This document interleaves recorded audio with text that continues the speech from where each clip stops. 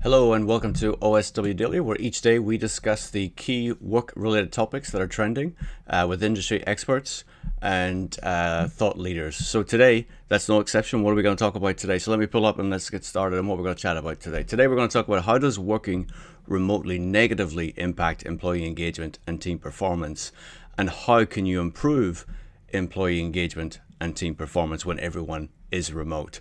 And today, to have this conversation, we welcome back Greg Lipper. Greg is a global operational excellence and customer success expert. He's adept at change management, understanding organizational cultures, influencing key stakeholders, and inspiring large, diverse teams. He's also an expert in Six Sigma, outsourcing, offshoring, crisis management, procurement, turnarounds, and M&A, and he's also an author. So before we get going, let's bring Greg in and let's get this conversation started. Greg, how you doing, sir? Welcome back. Hey Steve, I'm doing great. How are you?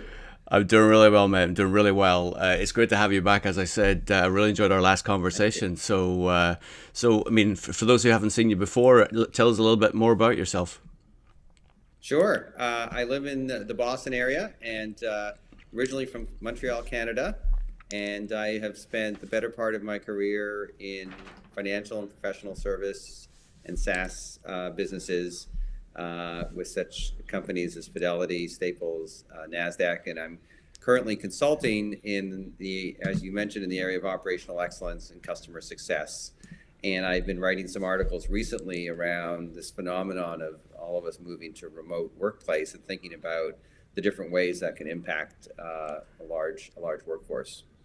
Yeah, and obviously we've known each other. We both work at Nasdaq. You worked at Nasdaq, and obviously that's where I am. So we got to know each other. But I'm fascinated by your whole mindset in the Six Sigma KPIs, and obviously you have another piece of content that we're really going to dig into today. So I'm really excited to dig in and get your views on that. So I'm going to pull up the first slide that we want to share with the audience. Actually, no, let's start before we even get to that first slide. Actually, so we're all talking about employee engagement and high performing teams. So how would you define employee engagement? What does that mean to you? Yeah, so employee engagement is really around, it's something that it's only in the last few decades that employers have seen that as an important metric to follow, right? And it's all around the morale of the employees, their happiness at work, if you will, the degree to which they feel that this is a place that they get excited about going to work every day. And obviously, it's on a spectrum like everything else you can measure. But the higher up that overall employee engagement is, there's a lot, I mean, intrinsically and instinctively, we recognize that there's some goodness in having engaged employees. But beyond that, there's a high correlation with customer satisfaction. You know, the old adage, happy employees make happy customers, and with performance in terms of delivering high quality service, productivity. And frankly, it's also important, you know, I believe employers have a responsibility to create a positive work environment for their employees. And if you're going to attract the best and brightest employees, if you're going to have a talent management process that attracts employees, they want to know that they're coming into an environment where employers care about the engagement of their employees, and you can't really demonstrate that you care about it if you're not measuring it. So that's some of the initial thoughts on employee engagement. Yeah, so I mean, so think about that because obviously, a large element of that is the physical environment that you can bring a candidate into, like you just mentioned, right? But in today's world where it is remote, how do you show that? Yeah, well, you can measure employee engagement in the same way, right? You can ask the questions in surveys. You can look at retention numbers, and obviously, there's also high correlation between engagement and retention. So you can do focus groups, and you can have roundtables. So there are different ways to get to measuring employee engagement. But as you indicate, understanding how how remote work is going to impact your employee engagement and the drivers, we're in a different world right now. And how does high employee engagement lead into high performing teams? Yeah, so they're related, obviously, but they're different. So the way I think about it is, uh, as a manager, right, as an employer, as an HR leader, you want to make sure that each employee, to the extent possible, you're trying to optimize each employee's level of engagement because that creates an overall uh, environment that's going to be positive and conducive and lead to happy customers, et cetera. At the same time, separate but related, you've got team dynamics that are happening. And by team, I don't necessarily mean the team of employees all work for a manager. We're talking now about teams that come together cross-functionally to work on a project, to work on an initiative. It could be a cross-functional product development team. It could be a cross-functional Six Sigma team. It could be a team that's working on some important project or initiative on behalf of their organization.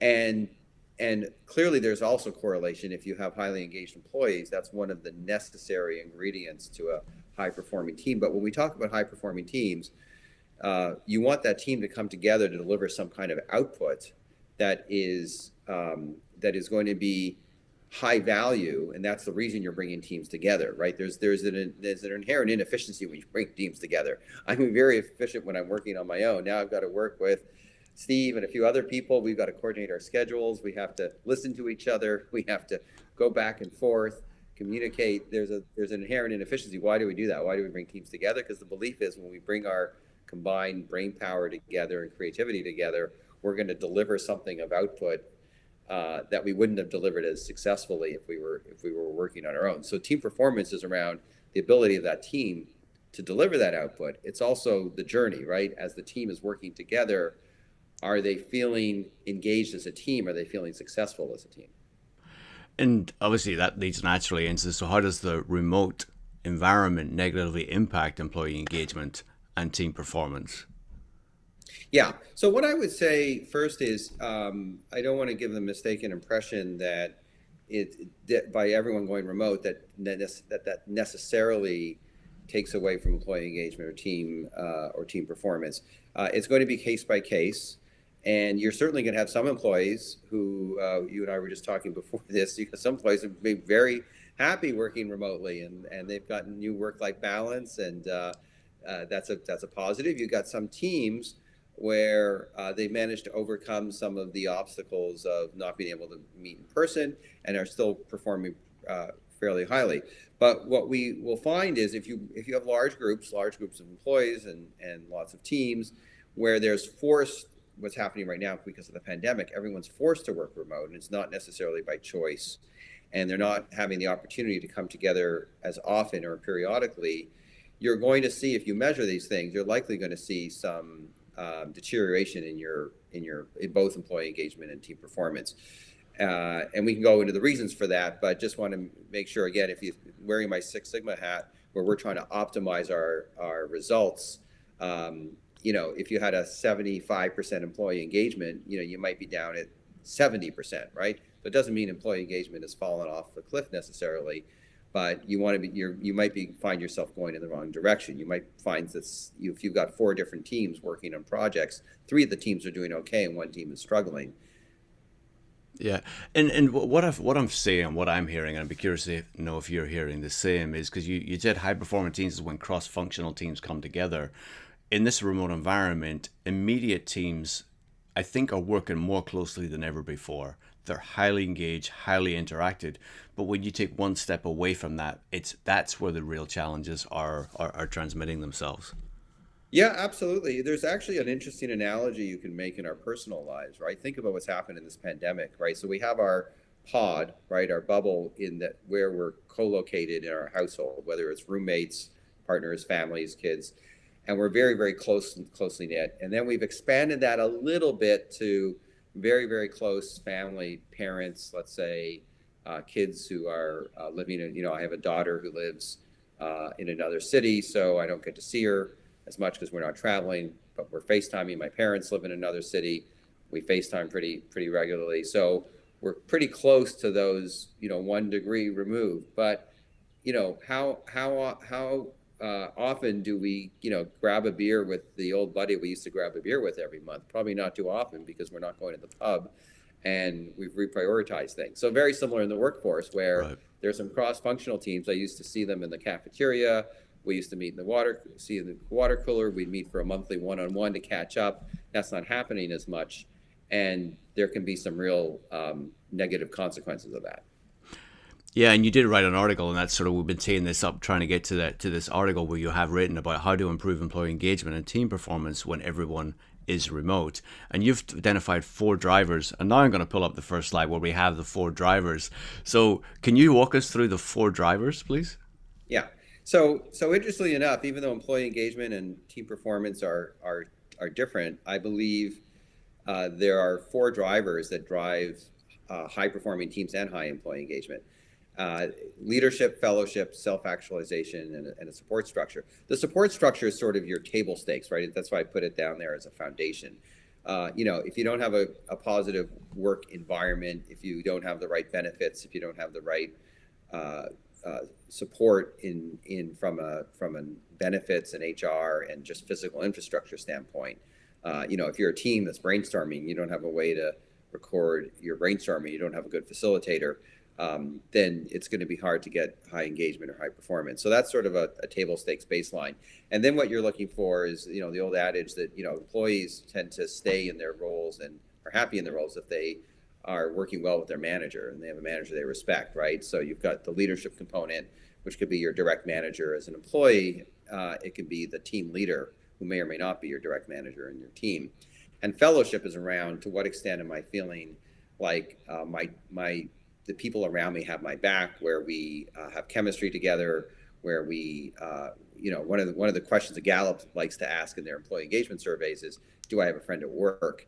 And there tends to be a high correlation between people answering, yes, I have a friend at work, and being highly engaged, performing well, and retention. And then self-actualization is around meaning, right? And it's around, again, this is a spectrum.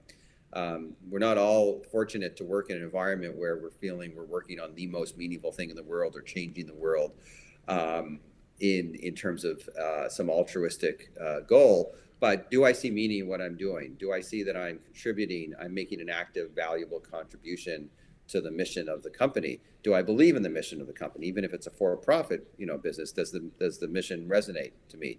Do I see that the values of the leaders and around the organization mirror my values? So to what extent do I feel value there? Yeah, and to really help paint that picture, you've actually put a great table I'm going to pull up right now, which really helped me, Greg, and it's sort of been able to visualize what that means, right? And the questions you have for the employee engagement and also the questions you have for the high performing teams. The employee engagement is all about what is my own experience, right? Where the team was the we. I thought this was a really, really easy way for me to really digest and understand what you're trying to communicate here. Yeah, absolutely. And remember too that the fellowship one, it's all of these, in fact. So what they all have in common is this comes back to the question about being remote, right? It's just intuitively, when you look at all those questions, it's much easier to optimize the drivers around leadership, fellowship, self-actualization, and meaning, support structure when we are co-located, when we are together in a physical environment, right? So if you take it from the bottom, I can get the support structure right in an office, and you know this from what you do, Steve, because you can optimize the HVAC system, you can bring in state-of-the-art, comfortable ergonomic chairs and workstations. We have an organization that is providing all the services that employees need. They have the routine that goes well. In terms of meaning, it's much easier for me to connect with the organization and feel kinship and meaning with my fellow employees and with the organization when I'm in person with people, when I can get their body language, when we can have chemistry. And leadership, obviously, for me to have high regard for my manager and feel like I'm really connecting with my manager really gets me, they really appreciate me. Again, much easier to do when we're having in-person conversations face to face. So all of these levers become more challenging, if you will, or can be more challenging in a fully remote environment. Yeah, and I'm looking at the I and I'm looking at the we, Greg, and I'm thinking, have you had experiences where the I is optimized, but the I actually has a detrimental effect to the we? Yeah, I mean, so again, there's correlations. It's what I call a necessary but not sufficient condition, right? So if you're going to have a high-performing team, if you have disengaged employees on the team, you know it. We've all worked in a team where there's one employee who doesn't want to be there, doesn't want to be in the team, doesn't want to be in the company, has their own personal things going on in life, and it's very evident, and it can be a real a detractor to the performance of the team because the team all feels it. So clearly, having engaged employees around the table is helpful. But yeah, it doesn't mean that you're going to have a high-performing team if you don't have the right chemistry, if there isn't the right trust and respect, right? So there's a highly engaged employee on my team, but they don't seem to be having any respect for what I say. They are discounting what I'm saying. They're not even giving me a chance to express, or they're paying it lip service. I'm not, I'm going to feel as though my contributions are being undervalued, and that's going to lead to low performance. So that's why it's a necessary condition, but you want to have these other levers in place as well. Yeah, and sort of to help frame that, you have identified 10 questions, right? 10 ways to improve employee engagement and team performance in a remote environment. And there's a few I just really want to touch on. And for me, when I think of you, it's always measure output, not hours, because of the way you operate and the KPIs that you like to manage things with. So could you explain what you mean by that a little bit? Yeah, so one natural reaction that some managers have when all of a sudden, as we have the situation today, all their employees are remote, is there could be this feeling of loss of control. I used to have all my employees on the same floor in line of sight. I'd see them what time they came in the morning. I'd see them at their desk. I'd see when they leave, and I can't see that anymore. And for some managers, they might want to compensate for that by micromanaging the employees' time at their desk, their online hours, their accessibility through chat, let's say. And I knew a manager way back earlier in my career who had an employee who was working remote for part of the time for personal reasons. And that's exactly what he did. He sort of overcompensated by trying to get that person to sort of chat with them every morning at 7:30 in the morning, making sure they were starting early. And that can be a real detractor to employee engagement. I can feel micromanaged, I'm not trusted. And plus, it's just really hard to do. If I'm working remote in my home and I'm dealing with all kinds of, we talked about this in our earlier interview, and this is what I wrote about in my first article. There are things happening in people's homes that managers don't see, where it's just not realistic that the employee is necessarily at their desk for the full time, and nor is it necessary. So I say measure output, not hours. You do need to have a way to measure productivity, the output of the employees. I built an app called SmartWorks, which does that. That's one way to get there. But having some way to measure output takes away the pressure to feel you have to measure, micromanage their hours. And that would be the first recommendation I'd make to improving employee engagement when they're remote. So what's this app you've made? So I built a responsive web app that allows managers to measure employee and team productivity in a way that is disconnected from how many hours they're spending.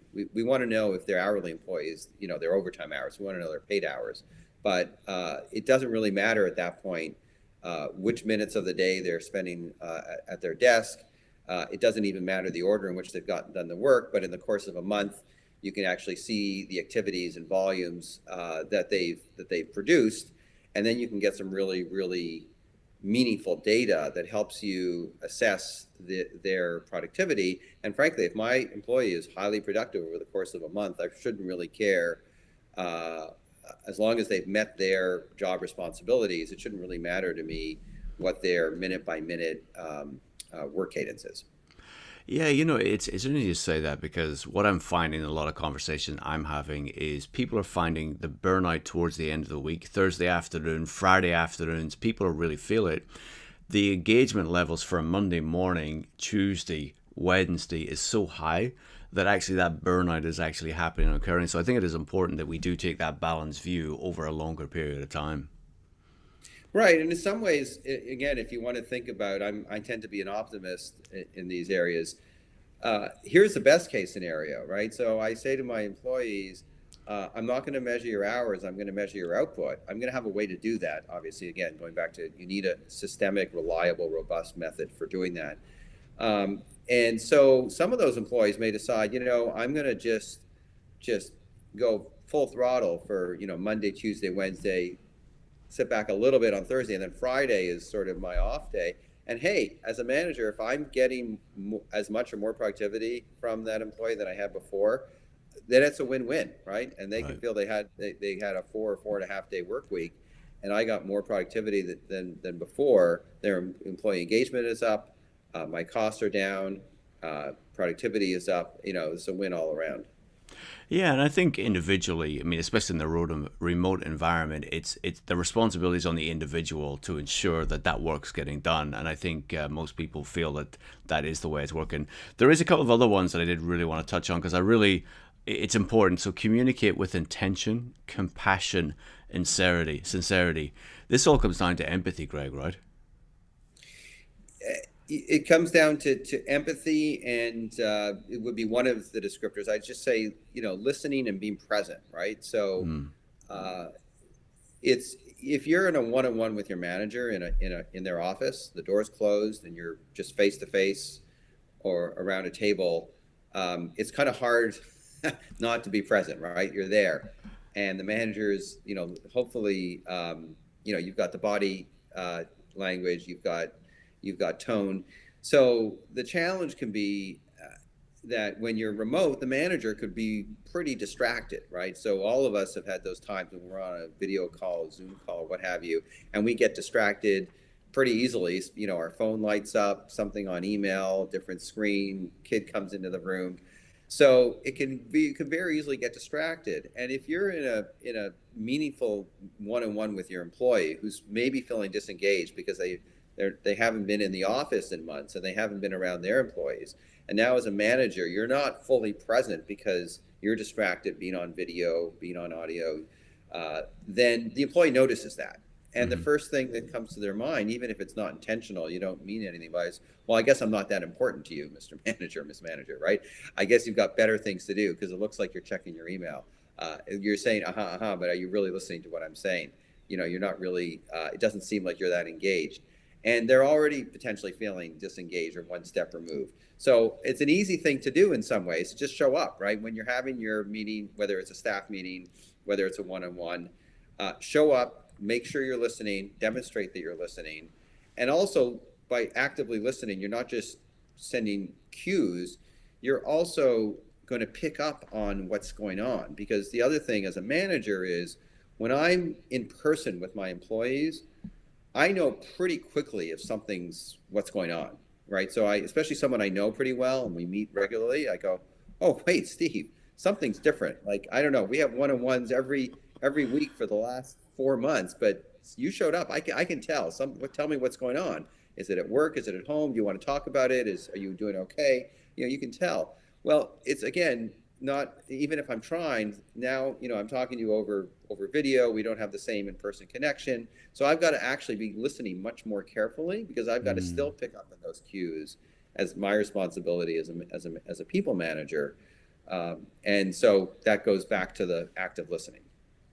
Yeah, no, and it's a great skill, and everyone listening can go, I know exactly what you're talking about, Greg. So one of the other ones I do want to pick out because I think it's really important is restructure workshops, right? So right from the outset, you say when we come together, those cross teams come together, they interact within an office environment. Obviously, in a remote environment, that's very, very different. So what do you mean by restructure workshops? So what I mean by that is the worst thing you can do if in a team brainstorming or innovation session or problem solving session or workshop is just lift and shift, Mm-hmm. because what works when you get everybody in a room together doesn't work when everybody's on Zoom or such, right? So there's what they call Zoom fatigue, right? There's just that you can get headaches from looking at the screen too long. You're not moving very much. One of the things that a really good facilitator does in a workshop or brainstorming session, they read the room. And we've all been around those really good facilitators who go, you know what? We're going to take a break now. I know it's not scheduled, but I can tell it's getting hot in the room. People are looking a little drowsy. They need some coffee. They need to stretch. we're going to take a break. So you don't have, again, you don't have that opportunity, but you have to know intuitively that if you've got 10 people around a Zoom conference after a couple of hours, you're going to have people who are floating away, who are just not really paying attention. And so you have to restructure it. And you can do a different structure. I put some recommendations in my article where you can structure your workshop differently, where you may have to spread it out over more time. You may have to have an hour or even a 2-hour break in the middle. And so the cycle time of that workshop may be longer, but people can do other things and get back to their other work during those break times. And you'll end up with a better output. Going back to our definition of high performing teams, if we're looking at the output, your output of your workshop, the output of your brainstorming session will be better. Yeah, and for those folks who are listening, we will put links to the articles that we're referencing in the description below. And you also know, like you did mention, right, manage and facilitate during Zoom, right? So very different, as you mentioned. But have you given much thought? So how will video calls take shape in business? How will they shape business on a go-forward basis? Well, one thing that's actually, I think, been a real positive, looking for silver linings and things, is many more managers, leaders, organizations are now comfortable, and teams and individuals are comfortable with working remote, working through video conferencing. We see it in telehealth, right? So most of us, many of us have now had doctor's appointments through video, where there was a lot of resistance to that before the pandemic. So I think that's here to stay, in the sense that it's going to now be much more of a prevalent and more fully used vehicle than used to be before. There were times not that long ago, we all remember, where we said, well, Susie can't make it to the meeting, our team meeting, because she's got a child at home sick. So we're rescheduling the meeting. Well, you don't have to do that anymore, right? So you can say, well, Susie's gonna be on video, and so even when many of us are going back into the physical office, I think video is here to stay as one of those levers that we can use to drive more effectiveness and efficiency in the workplace. Yeah, no, absolutely. I think videos, it's here to stay. I think the evolution, if we think even what's happened over the last 6 months, it's just been phenomenal. And I think it's going to continue to grow and really develop and impact sort of the workplace, even the physical workplace, in the future as well. So, Greg, as we wrap everything up here, is there any last thought that you wanna leave with the audience before we sign off? Just to say that this is an evolving. We're all sort of evolving here, and nothing's going to go in a straight line.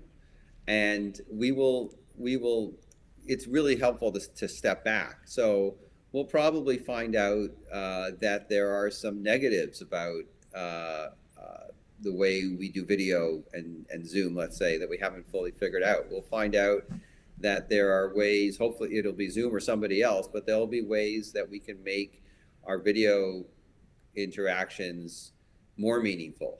So I think technology will continue to evolve, and humans will continue to evolve in terms of how we leverage that to our benefit. So I think the final thought on that is just we all need to be humble that experience and time will give us more insights that will allow us to ultimately be more effective and efficient in the workplace.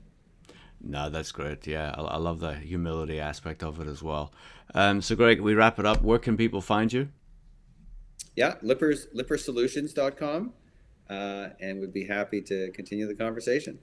Awesome, great. We'll put links as well in the description below. But Greg, great to see you as always. Thank you for your time this morning. And folks, if you've enjoyed this episode, please feel free to subscribe, hit that like button, share it on social media. And if you want to learn more about Open Source Workplace, do go to opensourceworkplace.com, where you can read a lot of content that we publish daily. Thank you so much. Thanks, Greg. Appreciate you.